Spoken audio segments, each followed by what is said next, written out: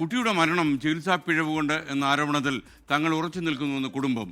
മസ്തിഷ്ക ജ്വരമല്ല മരണകാരണമെന്ന് medical college ആശുപത്രിയിലെ ഡോക്ടർമാർ അറിയിച്ചതിന് പിന്നാലെയാണ് ഭർത്താവ് മാനസികമായി തകർന്നതെന്ന് സനൂപിൻ്റെ ഭാര്യ രംബീസ. ഡോക്ടറെ ആക്രമിച്ചതിൽ കുറ്റബോധമില്ലെന്നും വെട്ട് ആരോഗ്യമന്ത്രിക്കും സൂപ്രണ്ടിനും ഡെഡിക്കേറ്റ് ചെയ്യുന്നു എന്നുമായിരുന്നു സനൂപിൻ്റെ പ്രതികരണം. ഓഗസ്റ്റിലായിരുന്നു അമീബിക് മസ്തിഷ്ക ജ്വരം ബാധിച്ച് അനയ മരിച്ചത്. ഓഗസ്റ്റ് 14 രാവിലെ 10:15 പനിയെ തുടർന്ന് അനയയെ താമരശ്ശേരി താലൂക്ക് ആശുപത്രിയിൽ കൊണ്ടുവന്നത്.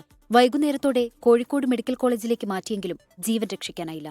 വേഗത്തിൽ മെഡിക്കൽ കോളേജിലേക്ക് മാറ്റാതെ ചികിത്സ വൈകിപ്പിച്ചു എന്നായിരുന്നു കുടുംബം അന്ന് പരാതി ഉന്നയിച്ചത്. എന്നാൽ കുട്ടിയെ താലൂക്ക് ആശുപത്രിയിൽ എത്തിച്ചപ്പോൾ ആരോഗ്യനില മോശമായിരുന്നില്ലെന്നും ചികിത്സ നൽകിയിരുന്നെന്നും ആശുപത്രി അധികൃതരും പറഞ്ഞിരുന്നു.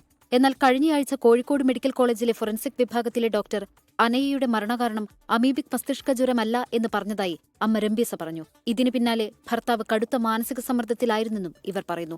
താലൂക്ക് ആശുപത്രിയിൽ ചികിത്സാ പിഴവുണ്ടായി എന്ന ആരോപണത്തിൽ ഉറച്ചു നിൽക്കുകയാണ്. റിപ്പോർട്ട് ഇങ്ങനെ വന്നതോടുകൂടിയാണ് അദ്ദേഹം വല്ലാതായി പോയത്. അദ്ദേഹം ഭയങ്കരമായിട്ട് വിഷമിച്ചിട്ടുണ്ട്. പോസ്റ്റ്മോർട്ടം റിപ്പോർട്ടിന് അപ്പോൾ അവർ പറയുന്നത് റിസൾട്ട് അമീബിക് അല്ല കുട്ടിക്ക് വന്നത്. കുട്ടിക്ക് വെറും പനി ബാധിച്ച് കയ്യിൽ നിന്ന് പോയതാണ് കുട്ടി. അത് നേരത്തെ റെഫർ ചെയ്തിട്ടുണ്ടായിരുന്നെങ്കിൽ രക്ഷപ്പെടായിരുന്നു. വൈദ്യപരിശോധനയ്ക്കിറക്കിയപ്പോൾ കുറ്റബോധമില്ലെന്നായിരുന്നു സനൂപിന്റെ പ്രതികരണം. മാത്രമല്ല വെട്ട് ആരോഗ്യമന്ത്രിക്കും സൂപ്രണ്ടിനും ഡെഡിക്കേറ്റ് ചെയ്യുന്നെന്നും സനൂപ് പറഞ്ഞു.